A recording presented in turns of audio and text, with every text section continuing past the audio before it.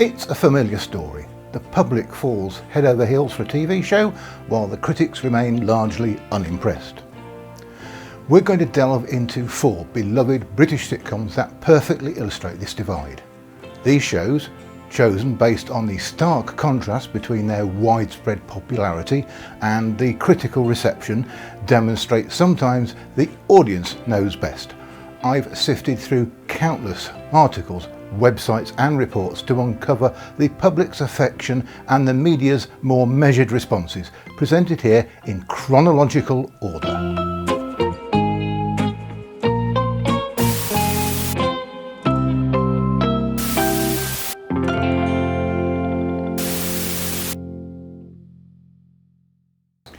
In the late 1960s, the reallocation of commercial television franchises meant that new broadcaster London Weekend Television had a problem. Audiences did not appreciate their serious programming and high culture shows, and viewers deserted ITV en masse for BBC One. Lucky for LWT, the BBC had rejected an idea from Ronald Chesney and Ronald Wolfe for a comedy set in a bus depot. Frank Muir, head of light entertainment at LWT, was desperate, so the go-ahead was given for the project. Stan Butler, played by Reg Varney, and his conductor Jack Harper, Bob Grant, under the scrutiny of Inspector Cyril Blake, played by Stephen Lewis, operated the number 11 bus. We also meet Stan's widowed mother, Cicely Courtnidge in the first series, replaced by Doris Hare from the second season, his dowdy sister Olive and her layabout husband Arthur, Anna Karen and Michael Robbins. It was a battle of wits between the bus crews and the inspector, with subplots involving Olive and Arthur's marital disharmony and family life in general. It was not stylish, but from the first broadcast on the 28th of February 1969, it was an instant hit with viewers. Bob Grant and Stephen Lewis wrote some of the later episodes. Jack the Lad's bus driver Stan and his conductor Jack enjoy the female employees more than their work, and Inspector Blake is relentless in his attempts to make their lives a misery. The show captured the ordinary and humorous aspects of working class life in 1960s London, making it relatable to audiences. It had a carry-on approach to sex in comedy. The premise of 2 blokes, clearly in their 40s, pursuing girls nearly half their age in primetime comedy would be frowned upon nowadays. The almost instant success, achieving audiences of more than 16 million at its peak, meant that 3 feature films were made in consecutive years between 1971 and 1973, while the series was still being broadcast on television. An examiner of the British Board of Film Classification referred to the first film as simple, good-hearted dirt for the working chap. While the British public loved it, the show did not receive widespread critical acclaim. It is often cited by British television historians as one of the weakest British sitcoms. The Guinness Book of Classic British Television describes it as ITV's longest running and most self-consciously unfunny series. Producer Victor Lewis Smith later criticised Frank Muir, the then head of LWT, for commissioning what Lewis Smith called the wretched On the Buses. Journalist Max Davidson listed On the Buses as one of the unfunny sitcoms of the time in his Daily Telegraph column. The Guardian's David Stubbs referred to On the Buses as a byword for 70s sitcom mediocrity. Leslie Halliwell of Halliwell's Film Guide called the films deplorably witless. In 2012, Vulture listed On the Buses as one of the 10 British comedies you should be glad you've never seen. In 2016, Digital Spy called On the Buses the 10th worst sitcom of all time. Sadly for Reg Varney, despite 2 series of his own sketch show, 2 series of another sitcom and a film, he rarely worked in TV again. Whatever he did, he was always remembered as Stan Butler. Stephen Lewis had his own spin-off by Wolfe and Chesney titled Don't Drink the Water, which was also hated by the press. He reprised Blakey a number of times in various shows, his final work being in Last of the Summer Wine from 1988 to 2007. Work pretty much dried up for Bob Grant after the show ended. He did some theatre work and wrote a pilot for a sitcom about a milkman, but it wasn't taken up by any TV company, although he did get a film deal for a similar sounding premise. It seems his lack of success led him to suffer depression and took his own life in 2003. On the Buses was a 1970s phenomenon.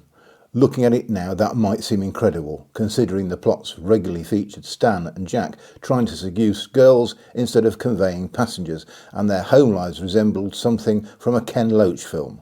Perhaps there was nothing better on at 7 p.m. on a Friday evening when there were only 3 channels available. Then there was an American version of the show, titled Lots of Luck, in which Stan worked in the bus company Lost and Found department. It ran for one series of 22 episodes. Fisher-Price brought out an On the Buses board game, and the series featured as a strip cartoon in the children's TV magazine Look In. The show still has many fans, and Confessions Press have recently produced a quality reproduction of the 1971 TV Times 56-page On the Buses souvenir magazine. On the Buses lasted for 74 episodes over 7 series. The show is still periodically repeated on ITV3, now partly due to ITV3 reruns and every episode being released on DVD. New fans who were not even born when it was made are finding the show. It must be a classic.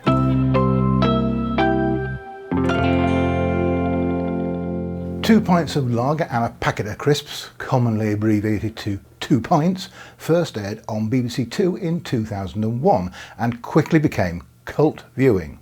Set in the town of Runcorn in Cheshire, it followed the lives of a group of 5 young friends as they got drunk, hooked up and looked for work. Typically, mainstream comedy shows at the time revolved around middle-class families or rich eccentrics. 2 Pints, however, existed in a run-down and thoroughly realistic setting which went against the trend. The show's creator, Susan Nixon, had worked in media since she was 14 and was still attending secondary school when she created the show, having won the Lloyds Bank Film Challenge with a 10-minute short film. The BBC took a risk signing her at the age of 18. They couldn't have anticipated she would create a sitcom that would last a decade. The title is a reference to the 1980 hit single 2 Pints of Lager and a Packet of Crisps Please by Splodgeness Abounds. As the main cast members were young, the storylines reflect their status and general lack of ambition, a sort of cross between Men Behaving Badly and Coupling. Or more graphically, imagine Friends if they're all teenagers, sex-obsessed and drunk most of the time. Susan Nixon didn't waver from giving her characters believable stories. There's prostitution, alcoholism, benefit scams and many more things that other shows refuse to explore. It just echoed the lives of young people with an average lifestyle. However, the script was restricted to 1 F-word per series, always occurring in the last episode. The show also experimented with a musical episode, 1 live episode and a viewer text vote to decide if Johnny would survive after being shot in Series 4. Despite being successful with viewers and having 80 episodes over 9 series, 2 Pints received a strongly negative critical response. In 2008, Den of Geek called it the worst show to ever hit TV screens in the last 10 years.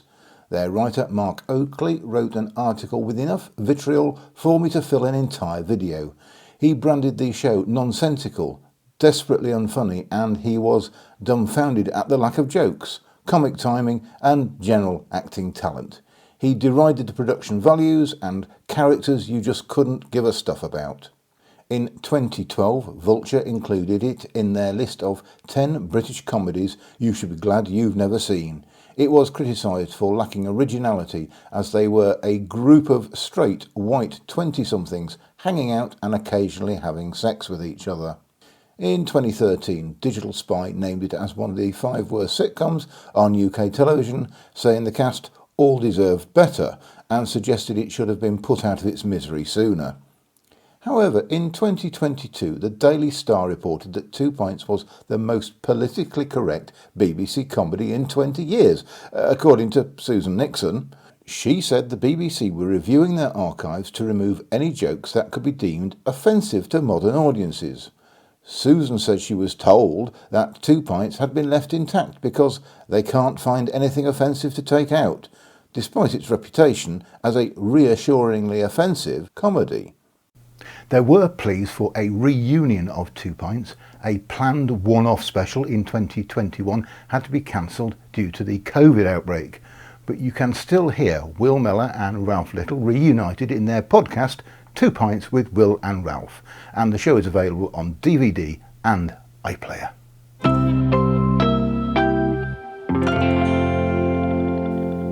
You could be forgiven for having a sense of déjà vu when I tell you about the net sitcom.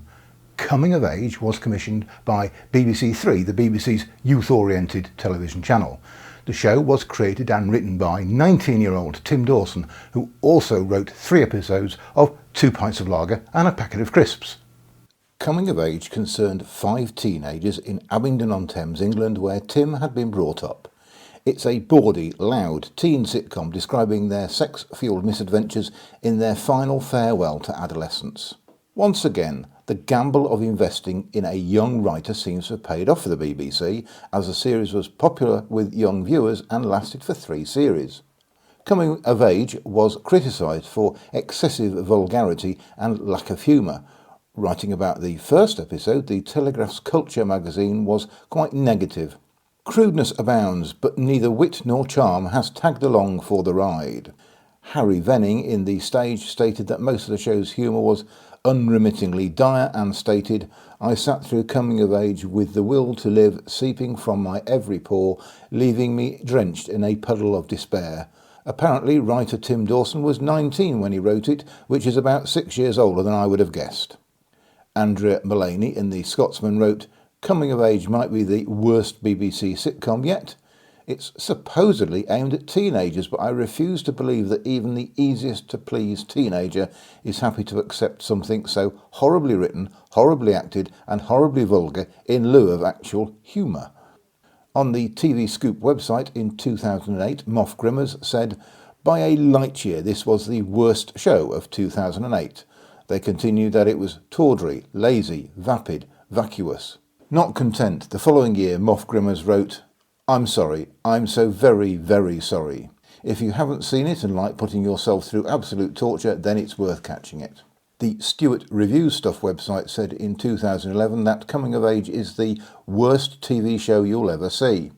Stewart said, "Everything about it is terrible, the music is puerile, the writing has no substance, the jokes are not remotely funny, the content is offensive, and the acting is among the worst you'll see anywhere." Tom Eagles, writing for geeks.co.uk in 2011, said, 4 series, 4 long series, 4 laughter-free long series, 4 laughter-free immature series, that Coming of Age has been on BBC Three. It might have felt like 4 series to Tom, but it was only 3. He continued, "I can only imagine the show's viewers have the intellect of a dead weasel." In 2017, Vice journalist Joe Bish let forth a torrent of critical objections. He called Coming of Age hands down the worst comedy ever. He hated the euphemistically vulgar episode titles, characterising the show as unimaginably puerile and saying it lacked charm. He continued, "It's weak, lazy, poorly thought out and mired in stereotypes," and typified the viewers as morons. And that was just the tip of Bish's critical iceberg. These are bold words coming from a reviewer who shares his online profile image with a cockerel. The publication's website felt the need to add a note stating the article had been amended for editorial clarity, so who knows what it was like before. I have read reviews of many television shows and nowhere have I seen such an aggressively negative reaction to any other show. Coming of Age was known for its reliance on crude humour, sexual references and vulgar language. While this style appealed to a certain demographic, it understandably alienated more traditional viewers and critics who preferred a more refined comedic approach. The first series was in high demand on BBC iPlayer, always ranking in the top 10 requested shows on the day after transmission. BBC Three controller Danny Cohen said, "I'm delighted that Coming of Age has been such a hit with young viewers. The writer Tim Dawson and the young cast are bright emerging stars for the BBC." BBC head of comedy Mark Freeland commented, "This is a brilliant achievement by an exciting original writer prepared to take on audience sitcom." Among the positive reactions, some viewers admitted it was in poor taste, contained inappropriate behaviour and could be very gratuitous. But that's what the younger audience loved about it. They accepted the comedy could be dry and objectionable, but that made it fun. Think of the in-betweeners with less charisma. A significant portion of the target audience praised the show for its authentic portrayal of teenage life, capturing the awkwardness, humour and challenges of adolescence in a way that felt honest and genuine to them. After all, it's the viewer's opinion that counts. A DVD of Series 1 was released in 2009. First, a bit of background. Mrs. Brown's Boys started as a radio show on RTE. Then there were 4 novels and a series of stage shows. From 2002 to 2008, there were 7 annual 1-hour TV episodes. Then from 2011, there was the BBC RTE co-production, which is the series we're looking at. There has also been a film and a semi-chat show series titled All Round to Mrs. Brown's. Mrs. Brown's Boys is a sitcom. It's very nearly something else, but I'm not sure what. Mrs. Brown is the show's creator and writer Brendan O'Carroll in drag with a mixed bag of family, mostly performed by O'Carroll's real family, including his wife and sister. O'Carroll is a drag performer in the pantomime style, where the audience is left in no doubt this is a man in a dress, compared to the generally LGBT drag queen performers. They are often very convincing as females, but may have over-the-top costumes and makeup. From 2011 to 2013, there were 3 series of 7 or 8 episodes each. Then from 2013 to 2022, there were 1 or 2 specials each year, usually around Christmas and New Year. Since 2023, there has been a 4-episode series and a couple more specials. The episodes are all filmed with a studio audience, and Mrs. Brown will address the viewers direct to camera and even speak to the studio audience.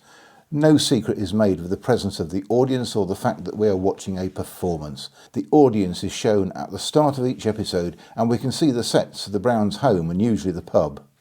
Often O'Carroll makes his co-stars laugh. In the business, this is called corpsing. He has either ad-libbed a line or he's scripted something that the rest of the cast don't know about.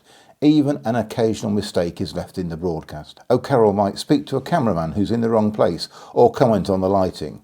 All of these occurrences will be edited out of any other show, but this is all part of the Mrs. Brown style, which has no doubt helped the popularity of the show.